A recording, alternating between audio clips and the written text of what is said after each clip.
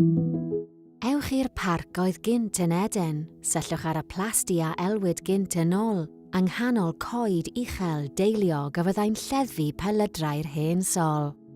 Gellir olrhain y cofnodion cyntaf am dyn ôl yn ôl i ddechrau'r 16eg ganrif. Roedd yn perthyn i bendefig halen o'r enw Efan ap David, neu ar lafar Efan yr Halen.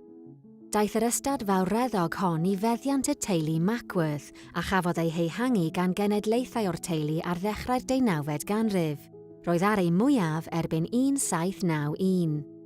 Ond ni fu'r blynyddoedd yn garedig i dyn ôl, oherwydd cyfuniad o drafferthion ariannol a'r ddau ryfel byd.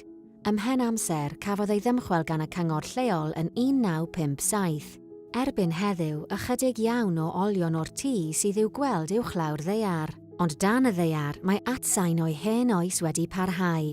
Mae yna ddrysfa o selerau eang sy'n rhoi cipolwg ar sut di oedd hwn gynt.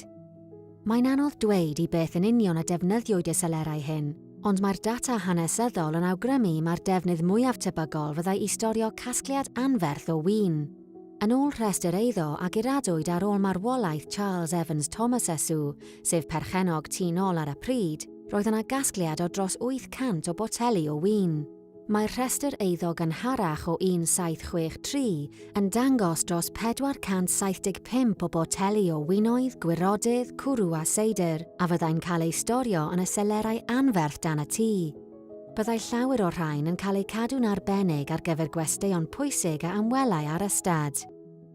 Bod y cofnodion yn dangos mai prif ddefnydd y selerau hyn fyddai storio casgliad anferth tŷ nôl o ddiodydd alcoholig, nid oes angen llawer o ddychymyg i ystyried y posibilrwydd o ddefnyddiau eraill ar ei cyfer.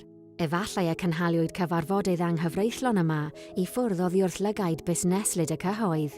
Efallai y byddai'r gweision a'r morynion yn cuddio yno rhag ei meistri i fwynhau rhywfaint o amser rhydd ychwanegol, neu efallai i flasu rai o'r nwyddau eu hunain.